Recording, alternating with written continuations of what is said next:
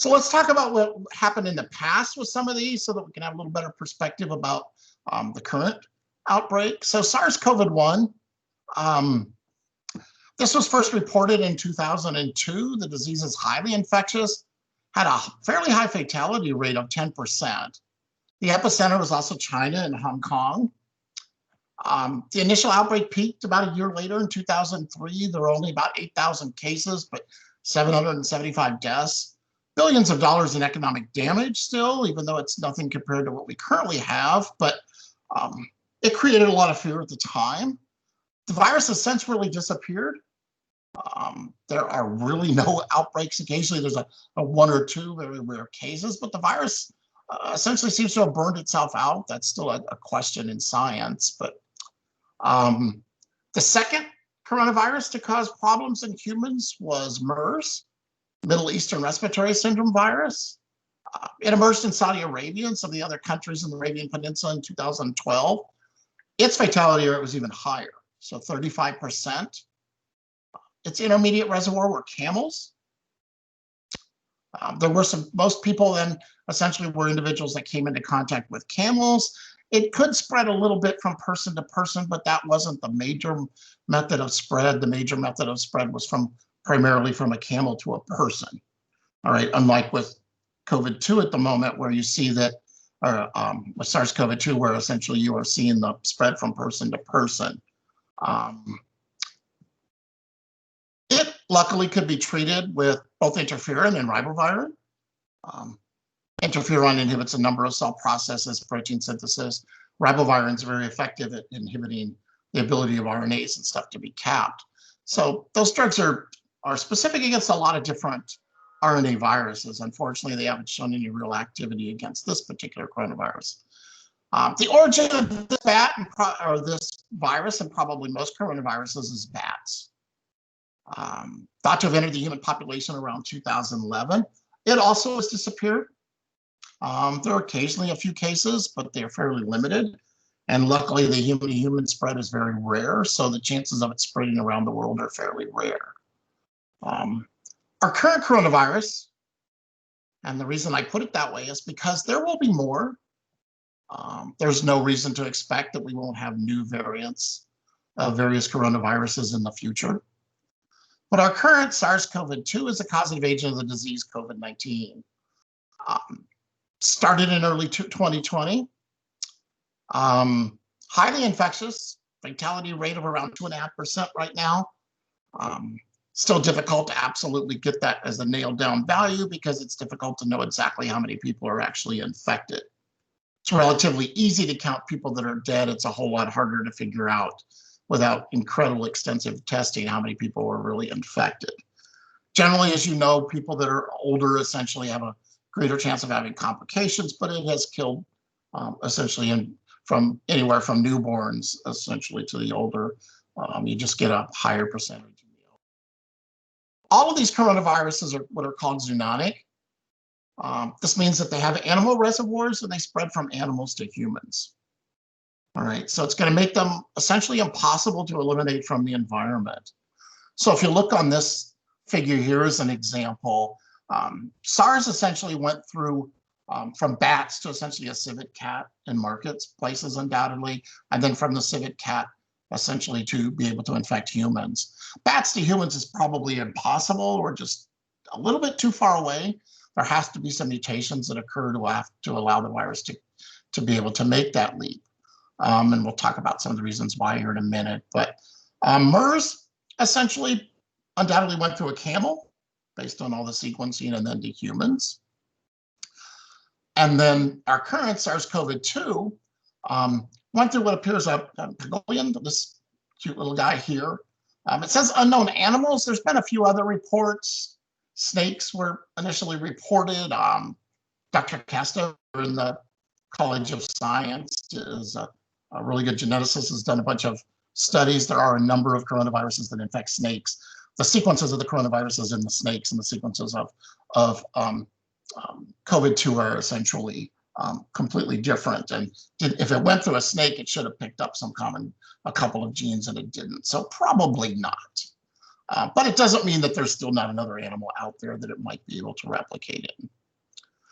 So I said before that the other ones essentially, though, than the SARS, MERS, and the COVID-2 are endemic.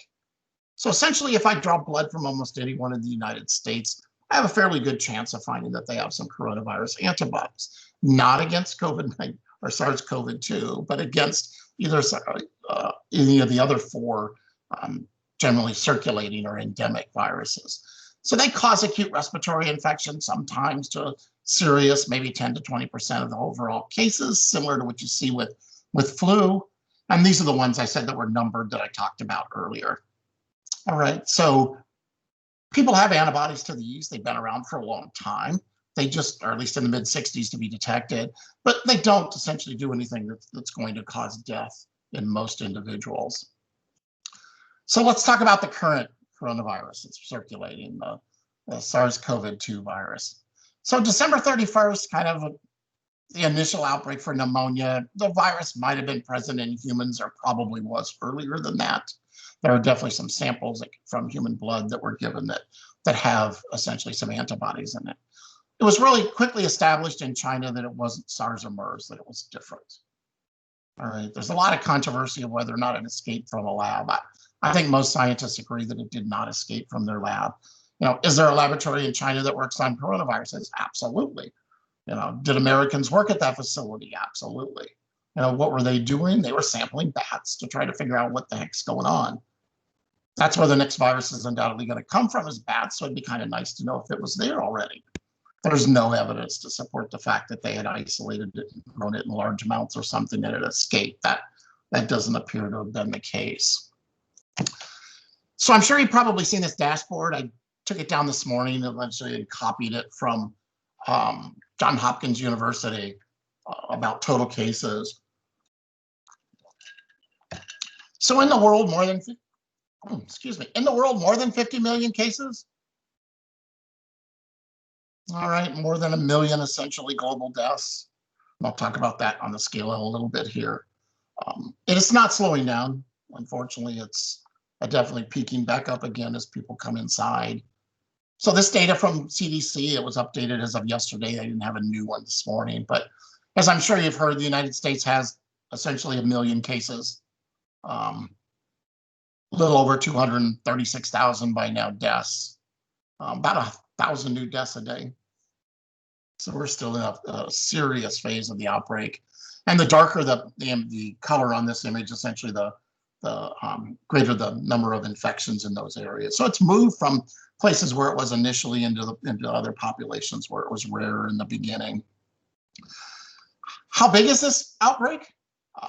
Maybe put it a little bit to scale. So this was done in early March as far as the numbers, but you can see SARS-CoV-2 down here. There are only 22,000 essentially deaths at that particular point. All right, we're now over 1 million. So these have been the major outbreaks from a number of agents that have had a huge impact on the human population. So most of the flus that you've heard about, all right, during the 60s and up to the 70s, essentially, total deaths were around 1 million. So we're getting over that. The Spanish flu, which you might have heard, this is the virus that they're comparing or the conditions in the outbreak to, even though the virus has nothing to do with each other. But 40 to 50 million people died worldwide from essentially the Spanish flu. Hopefully, we're never going to get to those kinds of numbers. Shows AIDS in here. By far, the most deadly disease we've ever had was the bubonic plague, or the Black Death. Estimated more than 200 million people. I mean, it took Europe over 100 years to recover in their population from what they lost. So that's how serious it was. So we're moving up, unfortunately, and hopefully not reaching those super high numbers. What does this genome look like? People always say, well, this thing has been engineered as an example. So this represents the DNA, all right, of the virus up here. It's almost 30,000 bases. Like I said, one of the longest single-stranded RNAs that are known. ORF stands for open reading frame. So this means that these encode for proteins. So you see, these guys don't make all that many proteins. All right, so this virus, as an example, is making less than, or 10 or less proteins to be able to do all this damage. So this is mainly the region to where everything's variable, meaning that S, this is color-coded. So here's that spike protein I talked about. So if you look at SARS, MERS, and COVID-2, so our 2019 strain here, the gene's more or less the same length, hasn't changed a lot. There's definitely be some sequence of differences inside. So an antibody to SARS wouldn't protect you from MERS, and an antibody to MERS wouldn't protect you from COVID-2, as an example. The other genes here are important is how they interact with the cell. Suppression of the immune response, as an example, modulation of the immune response, ability of the virus as far as speed to replicate. So we'll talk about a few of those differences. But the current virus fits in with all the rest. It's not something that's drastically different. You can probably imagine, right, that these small little changes that are different to make it slightly different from MERS and slightly different from SARS, they're not huge, drastic changes. We did gain one protein out here. Identify what the function of that is, hopefully before long. Maybe it's really important, maybe not. But these are changes that have occurred during its replication, undoubtedly, in bats. All right. There's obviously an incredible amount of information here, and I don't really mean it to tell that. There are two major antiviral mechanisms that work in your body against every single virus. One is outlined over here by what's called the interferon response. So interferon is not only a signal molecule in the immune system, but it's also an antiviral compound. And it has general antiviral activities. So when you get exposed to certain interferons, they essentially shut down protein synthesis in your cells, and they prevent transcription of RNA, all right, and end up with degradation of that RNA. So it's a general mechanism. It's not specific for any given virus.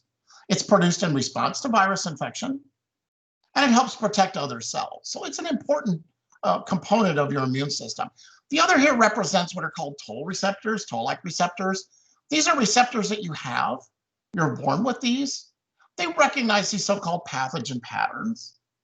These are things that are recognized that are unique in a number of pathogens that infect humans. And the important thing is, I'm not going to go through, obviously, this pathway. The end down here is that they activate a number of transcription factors, some of which are associated with interferon activation, some are associated with additional just antiviral or anti-infection states. Every single one of the items that are listed here that are represented by these little starred outlines, so all of these here, these are proteins that have been identified that are produced by SARS, MERS, or other coronaviruses, not necessarily COVID-2 at the moment, that interfere or block this process. So the point of this slide is just to emphasize to you that these viruses have an incredible ability to block your immune response, both your normal kind of immune response and your interferon responses. They can interfere with the ability of your body to respond to them. So you know what those limited 10 or less proteins, they can help determine what their outcome is going to be. If your immune system can't respond, then it's going to be difficult for you to fight off the infection. This is an overall schematic of virus replication, and since we're a little late with time, I wasn't going to go in a lot of detail anyway, but I just want to show you that SARS-CoV-19 is not, and coronaviruses are not different than any other standard RNA viruses. They enter a cell over here. They have to attach to a specific receptor. This is the most important thing to the entire replication of a virus. This is why a human virus can infect human cells. And this is why if you've got your dog looks you in your face, and your dog obviously has canine viruses, why don't the canine viruses infect you and cause issues? In most cases, it's because the attachment proteins on the outside of the canine virus don't match any receptors on human cells. So you get exposed to the virus, it's stuck outside your cells, it never gets in, it gets degraded, and it's all over. But it goes through a typical virus cycle. It's not like this is some unique virus that's different than anything you've ever seen before. It's not. All right, the virus goes into endosomes, it uncoats, its nucleic acid gets replicated, it makes proteins, it assembles the stuff, it comes back out. Fairly straightforward. It's not any different that they know of at the moment than any of the other coronaviruses, including those that are endemic. So nothing super jumps out at the moment. Possibly one of the differences is shown here in the damage to your tissues. So this is to outline the targets of the virus. So here again, SARS-CoV-2 attaches, it replicates. One of the primary locations of the receptor for this virus is in your lungs. Excuse me. So the virus infects your lung tissue. It causes significant damage, causes fluid accumulation in the lungs. reduces your ability to transfer oxygen across the lung tissue. What happens when that occurs? Oxygenation of your tissues goes down. Your body immediately responds by cranking up your blood pressure. Your heart starts to beat considerably faster. That increases the blood flow through the lungs, which hopefully helps to make up for a little bit of the loss of oxygenation because some of these tissues aren't functioning. They're underwater, essentially. So you can imagine that that puts an incredible amount of stress, not only on the amount of oxygen, so all of your tissues, but it puts a lot of stress on the heart. People that end up with a large accumulation of fluid in their lungs from a particular type of incident, doesn't have to be an infectious disease. You fill someone's lungs with fluid, they a lot of times die of a heart attack because you can't get the fluid out of their lungs fast enough. You can't get enough oxygen into them quick enough. The heart takes off as fast as it can to try to increase things, and the heart just essentially explodes. So it's not that it's that dramatic per se, but it definitely causes stress. It's why people are on ventilators. But what happens to this is essentially the heart also has receptors for the virus. The virus can also activate your immune system. It's still thought that there might be what's called a cytokine storm, which means your body overproduces a number of cytokines, including possibly IL-6. These essentially what it does is it overactivates the immune system to think that not only is the infection in your lungs, it's everywhere in your body. The immune system ramps up to theoretically attack everything in your body. So an overproduction of all of these compounds leads to a lot of deleterious effects. It's like if you had an infection in your finger. Your immune system responds appropriately so that the infection stays at your finger. It swells up there, it gets hot. What if you activated everything in your entire immune system when your finger got infected? Your entire body would swell up and it would get hot. And obviously that wouldn't work, right? You'd probably die. So this is thought to also be part of the effects of why this virus can be serious. Why does all this occur? There's no real answer at the moment. It's probably virus numbers. Meaning that if you get infected and the virus doesn't replicate to large amounts of virus, then you don't have a serious problem. If for whatever reason, and there probably could be multiple reasons, and there undoubtedly are, the virus replicates extremely well and you get to high amounts of virus, that's where you see the death and the more serious issues. So the cytokine storm is probably one of them. Ferritin is used to bind iron. That seems to be an issue now. That's also been a number of published papers. A number of COVID patients also get blood clots. I'm sure you've heard blood clots can end up anywhere in your lungs, right? Or anywhere in your body, specifically your lungs and other tissues. That can lead to death. The other thing that's really recent that's come out, but it's been confirmed now in 2 or 3 papers, the virus can actually destroy germinal centers. You might have heard about these. They're in your lymph nodes. They're sites actually of B-cell activation and plasma cells, which produce antibodies. So if you destroy germinal centers, you can't produce as much antibody. If you can't produce enough antibody, then the virus can spread from cell to cell much more readily. So again, what are you doing? You're suppressing the virus. What is the virus doing? It's suppressing your immune response. This is just a quick, that gets extremely obvious. Here's a person's lung essentially x-ray from 1229 to 30 to 1:1. So the dark areas are clear. The cloudy areas are heavy tissue or bone, etc. You can see a rapid progression in 3 days. This person's lung capacity has been drastically reduced. If you can't do something to increase it, they're not going to get enough oxygen in their tissues. They're going to die from lack of oxygen, if nothing else. Antibody immunity, I mean, that's everybody that's being targeted at the moment. The data that Pfizer put out this morning, I'll talk a little bit about that. But, most people, like I said, draw your blood. Most people have some antibodies against coronaviruses, the 4 endemic ones as an example. But we continue to get reinfected. So that implies that those 4 circulating antibodies make slight differences in their attachment protein so that the antibodies have to be different constantly. So that's a little frustrating. That's what we have to do with influenza virus as an example. Management.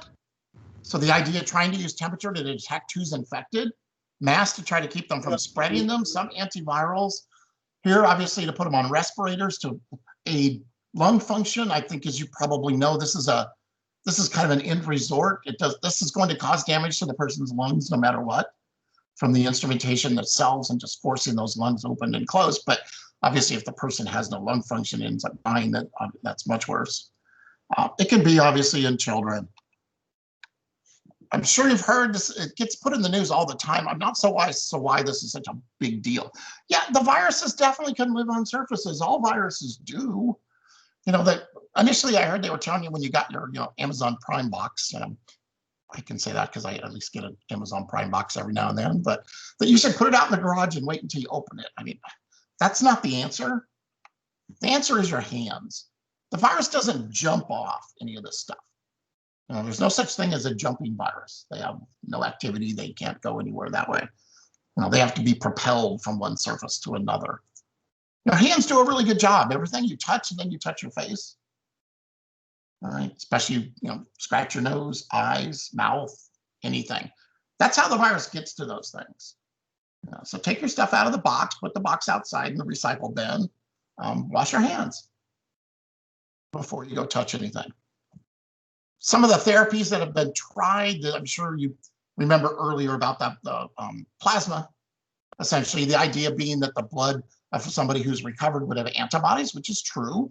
You would then spin out all the red blood cells and have the plasma fraction remaining, which has antibodies, match the blood groups, and then give it to a person. There's no real proof it works.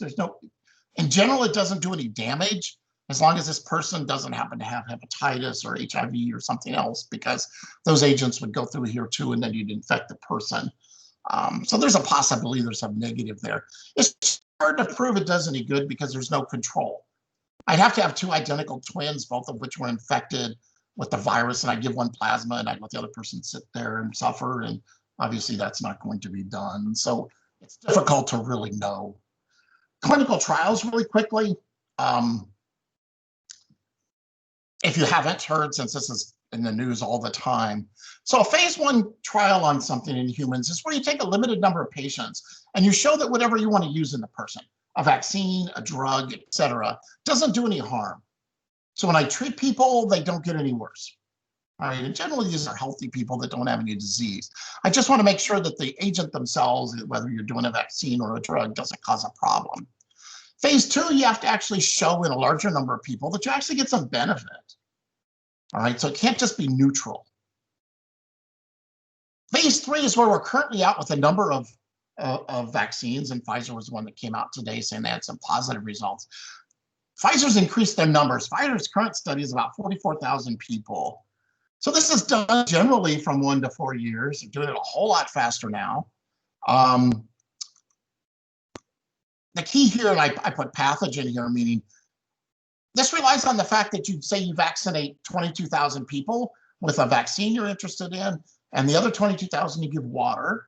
And then what you have to do is just let the people go about their normal life and then wait until you get a significant number of people in the 22,000 that got essentially the water or the saline injection. And then at that point, you'll compare it to the number of people that you have in the group that got the vaccine. And generally, you don't know who's in each of the groups. So they generally pick a total number. The current number for the current vaccine that Pfizer's using is 164. So it's a statistical number. So when they get 164 people out of 44,000, they'll go ahead and then call the study ended and analyze the data. But you can see this is still a fairly small number. The problem with this kind of a study, and it's just the way it is, how do you increase the chances of somebody being infected so you can get a higher percentage? The last thing, which you might not have heard a lot about, is phase 4. To date, all vaccines have gone into phase 4. Some people are arguing that we don't have time to wait for COVID-19 for this. This is where you still limit the number of people. And you wait to make, because 44,000 people, even that is not that big of a number, considering we're going to give this to what, 6 billion, 7 billion, 8 billion people.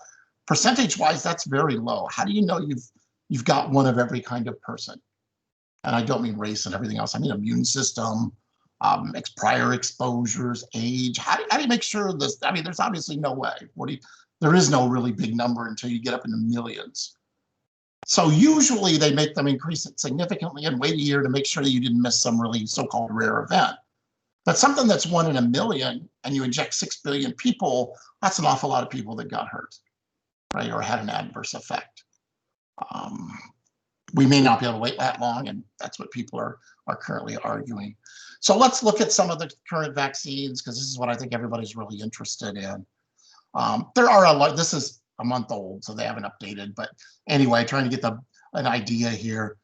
There are a large number of preclinical trials. There are quite a few in phase 1, quite a few in phase 2, and I think now there's currently 8, even though this only shows 7, that are in phase 3 vaccines. And we don't have any that have gone past that.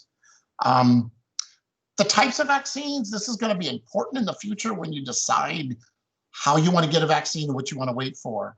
So there are 4 major types of vaccines that exist in the world. Viral vector, I'll explain in a minute, subunit and virus, and then nucleic acid. All right, have a pretty good representation of ones that have moved to phase 3. There isn't a subunit vaccine, although there should be one here soon, and I'll briefly go over what these are. So here's Moderna and Pfizer that you've heard the most. I'm not pushing their vaccines in any way, but I mean, the fact that you've heard a lot about them. These vaccines are nucleic acids. So what the person's being injected with is either DNA or RNA. All right, there's never been a vaccine ever approved to date, and I don't mean because they failed. There's never been a DNA or RNA vaccine ever approved anywhere in the world, all right, to date. All right, it's a new technology to use essentially the nucleic acid itself. There are a number of potential issues with it. They're hoping they've got over it. There is no experience in the population of billions of people being infected with these things. But the idea here is the nucleic acid. I mean, the nice thing is it's nucleic acid. It's not infectious. It obviously can't cause the disease. It's a single gene. Generally, the spike gene is what they picked. All right. The other option is to use a replicating vector. So this is where you take the coronavirus spike gene and you code it into another virus that's already been used as a vector. So the idea would be use something like poliovirus, adenovirus. These are known vaccines that have already been given to people to add an extra gene. So then the person would, as the example, I'll use polio. The person would get a poliovirus that's currently used in the vaccine. They would mount all the antibodies and immune response against polio, and then they would add an immune response to the COVID-19, all right, to the SARS-CoV-2 spike protein. So there's a lot of history of these. There are some vectors that don't replicate, all right, meaning that you engineer the virus, but it doesn't actually produce more virus. So a number of these have been approved for a number of different diseases. So you're applying at least a known technology, and then it's just a matter of, did you make enough antibody to protect the person? All right, so there are a number of companies involved using this method. It's a little slower because it took them longer to make these than it did to, say, make a nucleic acid, which was really simple, which is the reason these companies chose this. They were months ahead as far as speed. This took a while to engineer these two. Virus-like particles, this is where you make something that looks like a virus, but it's not a virus because it doesn't have a nucleic acid. This one's been used, HPV. The HPV vaccine is an empty virus shell. All right, fantastic vaccine. Side effects are almost zero. Does an incredible job, approaching 100%. And in protecting individuals against those strains. So what do you do with this? You build the exact same thing. So with the papillomavirus, these were human papillomavirus, HPV proteins out here. Now you put spike proteins out here. So it looks like it, walks like a virus, looks like one when you look at it in the microscope, binds to cells really nice, gets processed the same, it just can't replicate. The other example is just to use some of the proteins themselves. Your tetanus shot you go get, it's purified protein. So inject the spike protein in and of itself here and get an immune response. So again, very established procedures for lots of different viruses. They've worked very well in the past. It should work here. Again, took a little longer to build these guys. So part of that. And then the last group, which takes the longest, is take a weakened virus or try to inactivate the virus. Chickenpox virus vaccine. Sorry, the chickenpox vaccine is a weakened virus. You get infected with it, you actually get infected with the virus itself. You actually keep it forever. Does a pretty good job. It protects you against chickenpox and also later against shingles. A dead virus, the influenza vaccine that you get every year, it's been killed. Okay, assuming you think viruses are alive, but it's been destroyed. Its nucleic acid is destroyed. So it's just the virus plus the nucleic acid. The nice thing is it's a little bit easier to make these kinds of things than it is to the ones that I showed you before. So well-established technology. The weakened virus is a little tough because how do you know the virus is weakened? You have to test it in something. And if it's a human virus, you have to find somebody and talk about that in a minute.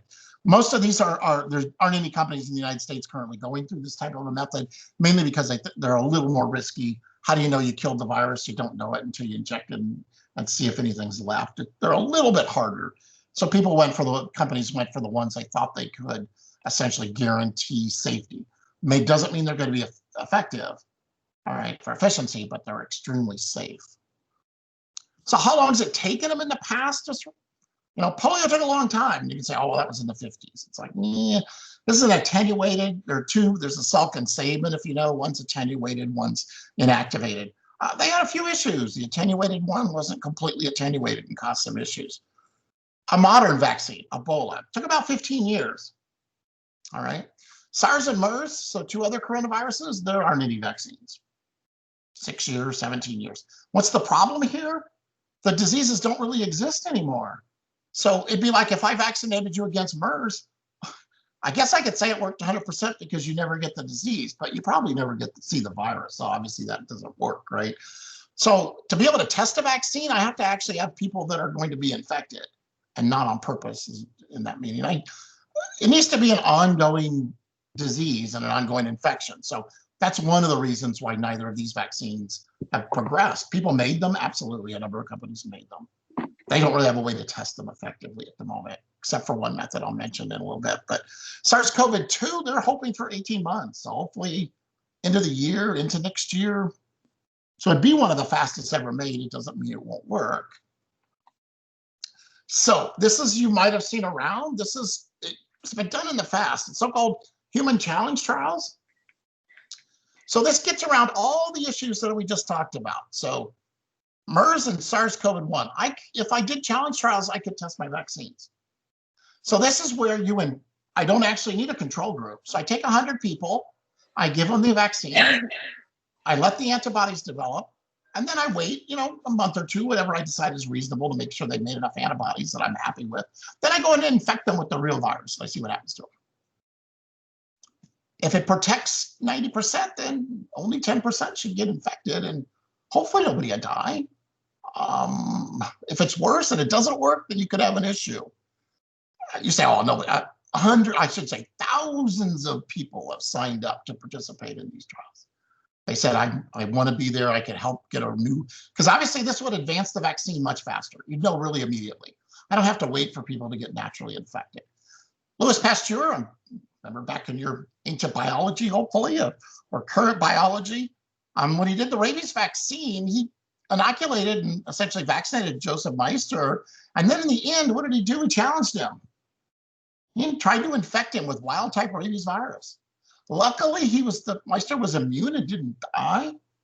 But probably, or maybe if Meister had died, maybe never would have heard of Louis Pasteur.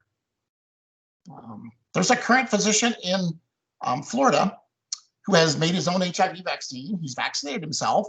He's now waiting to see if he wants to challenge himself.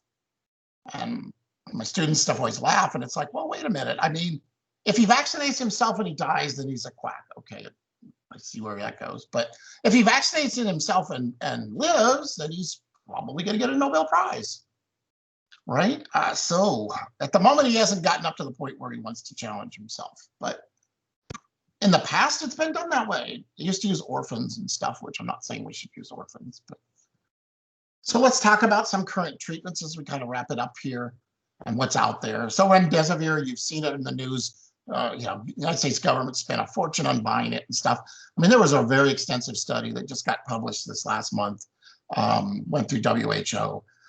What remdesivir is, it's a modification of ATP. So you end up with this deoxy, essentially, remdesivir triphosphate. It gets inserted into the RNA in virus-infected cells, hopefully. And then the idea is that non-virus infected cells, it doesn't get inserted.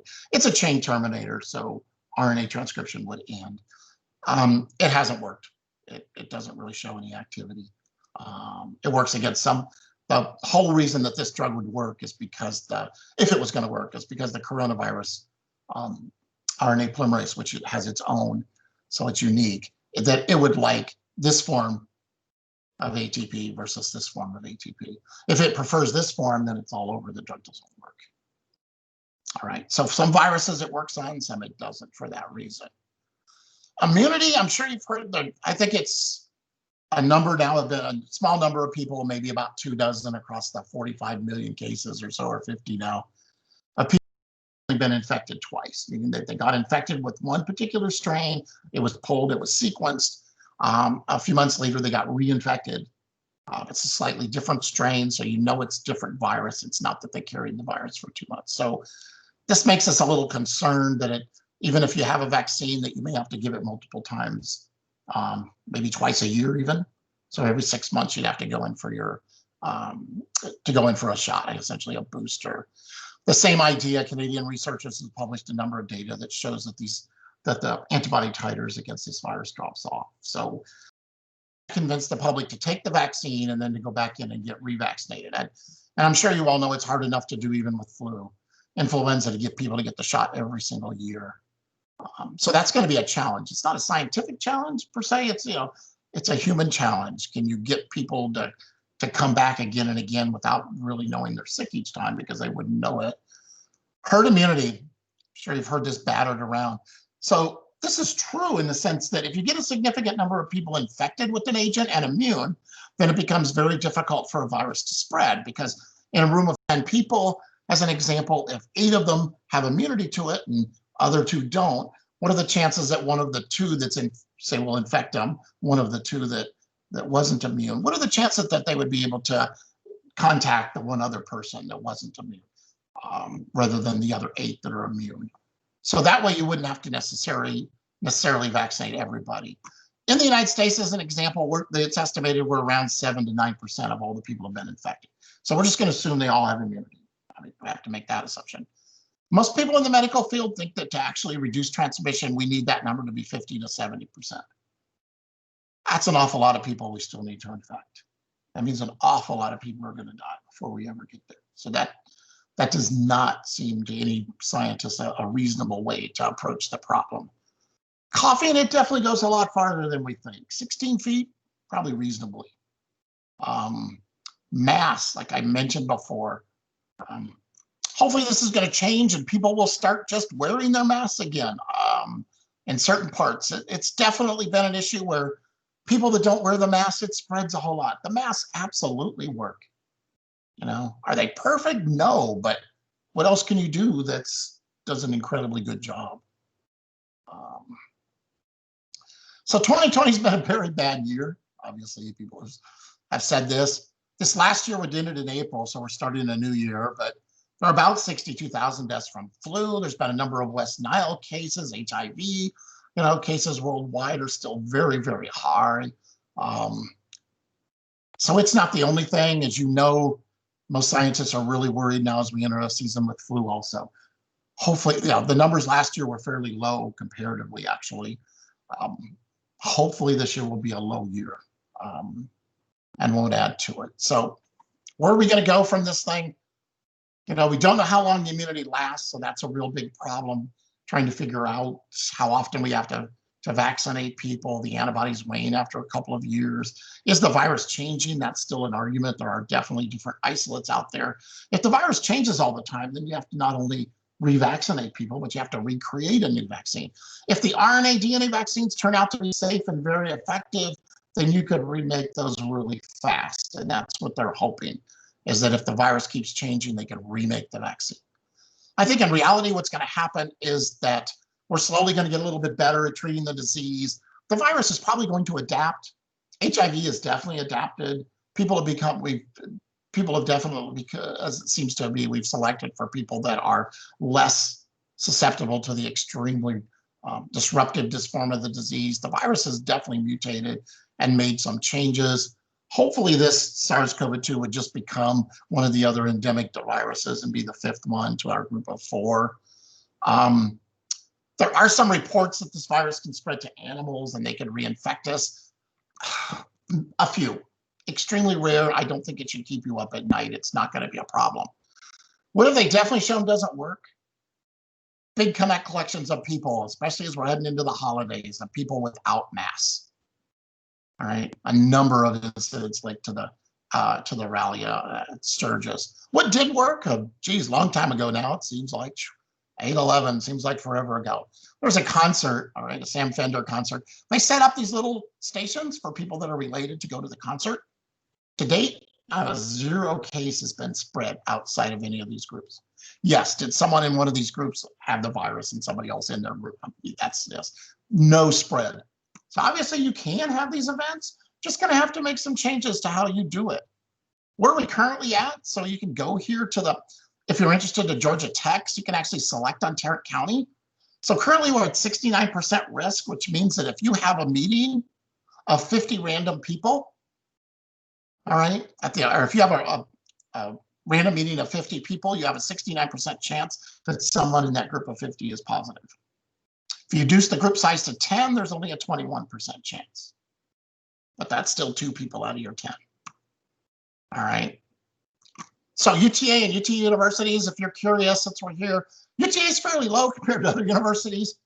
Texas Tech is out there leading. Unfortunately, I think a lot of this has come from their outdoor events with a lot of things published from football games where people weren't wearing masks, but they're leading the Texas at the moment. Texas as a whole, though, Texas universities combined together, we have the highest number of cases. And like you saw the other day, Texas has gone over 1 million total cases. Our death percentage is a little lower than 2.5%, but it's still not drastically better. And this last thing before I conclude, because I think this is really where we need to concentrate. People are definitely coming under pandemic fatigue. People are tired. They've been locked up in their house. They want to get out. All of those things. There's some data showing that from April down. So people are definitely coming back out. Masks have kind of peaked. They're starting to actually decrease. Let's hope this doesn't show a trend. Hopefully in the new administration, I guess hopefully they're going to push masks a little more. They definitely do a great job. And I will conclude with my daughter's dog here, kind of panic fatigued herself, I think. So if you have any questions, I'll be happy to take them and answer them, hopefully. Thank you very much. Sorry. There's a couple of questions.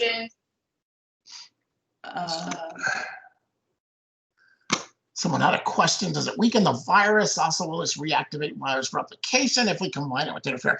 I don't think anybody knows the answers to those, and that's only been a couple of papers that have been published on the interferon beta data. Trying to use that in therapy, I think, would be extremely difficult. You'd have to have a pretty good heavy history on the individual person. But for the future, sure, I think those are possibilities. Did you want to ask the questions, or do you want? Oh no, I was going somewhere, so I stopped talking. Someone said, I heard the virus attaches to ACE receptors. It can bind to any ACE2 receptors anywhere you found them. There's a discussion over whether or not the ACE2 receptor has slight changes in certain types of tissue. I think that's kind of an academic question at the moment. In the end, I think since papers have been published in both, I would say probably under certain conditions, yes. It probably isn't a major source, but it can definitely occur. Will the vaccine be effective, or will it be like a flu vaccine? Well, the flu vaccine is very effective. There is no vaccine that's ever been produced anywhere in the entire world that prevents infection. Okay, vaccines don't prevent infection, they just prevent disease. I don't think it's unreasonable. Like I said, the measles vaccine is in the 95 percentile. I don't think it's unreasonable to think that the vaccine won't be fairly effective at preventing the disease. The problem is the vaccine may allow significant virus to replicate and you can still spread it. So the question is, what do you need for the herd immunity, essentially? Can I vaccinate 70%? That's enough. That's going to be a long question. And the anti-vaxxers, they always create an issue. All you can really say is that, the anti-vaxxers usually get, unfortunately, if they're not going to take the vaccines, you can't force them. Companies might be able to force people, if they want to come to work, that they have to prove they were vaccinated.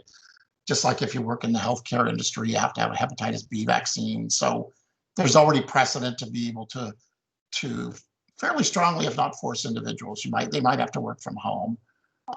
So I don't think that they're a large enough group to really create an issue. The weakened virus create the cytokine storm? No, it better not, otherwise they wouldn't be able to use it.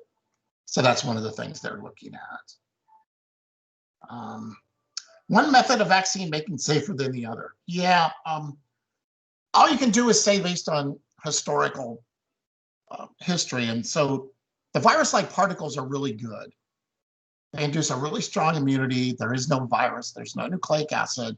It gets around all of that. They're highly purified. You know exactly what you're giving the person.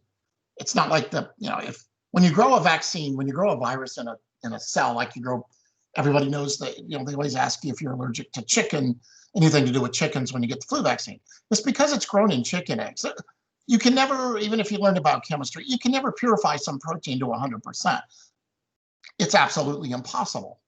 99.999 is great, but that's not good enough for your immune system.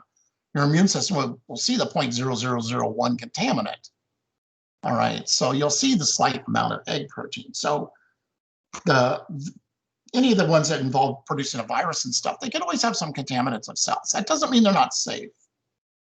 All right, the RNA and DNA are the ones that look the most exciting, but we have no idea about safety because they've never been given to millions of people ever, just because they're new. It doesn't mean they're bad. It just means they're new. So it'd be really nice if the subunit ones, or if the virus-like particle ones push forward really quickly and they got good data, because I think most people would feel extremely comfortable that when you ramp it up to 400 million vaccinations, you're not going to see an issue, because they've already done that with the papillomavirus vaccine and they have zero issues.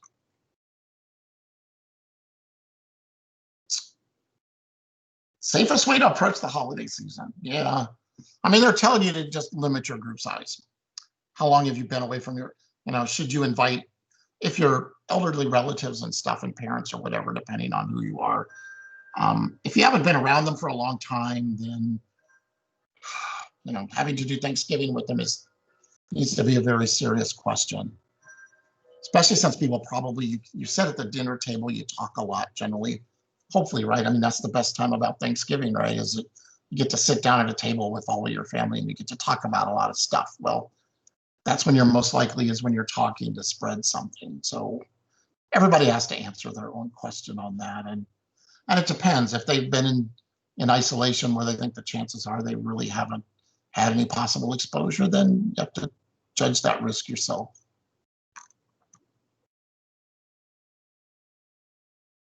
Oh, chip implants in a vaccine. Yeah. I don't think there's any way to address those kinds of conspiracy theories. I mean, here's the vaccine. You can get a sample of it yourself if you want and tear it apart. But too many people get handles on those things. If the stuff actually existed, somebody would have found it. Right. Okay. Thank you very much. The questions have ended. And I want to thank Dr. Rohner for a really insightful talk, hit all the notes we needed to hit on understanding where we're at with the virus as well as with the vaccines. So thank you very much. Virtual applause. Thank you. Well, thank you very much, Laura, and thank everyone. And hopefully, you can definitely email me too. I'd be happy. So just Rohner, RONER @uta.edu, and I'd be happy to answer them for you, or at least send you to a place that you can get an answer if I don't know. I just put it in the chat. Oh, perfect. Thank you. And yeah, that's it. Thank you all, and we'll let you go off to your 1 o'clock classes or meetings. All right. Bye, everybody. Be safe. Thanks, Laura.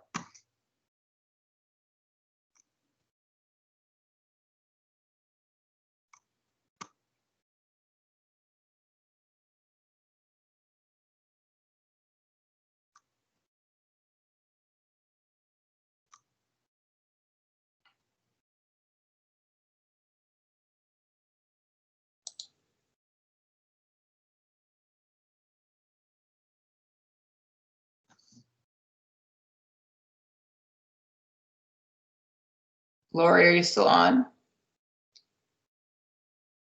Oh, wait, we need to stop. So, Yeah. How many people did we end up with? It was like close to 100. I was wondering if Lori had the Oh, that's good.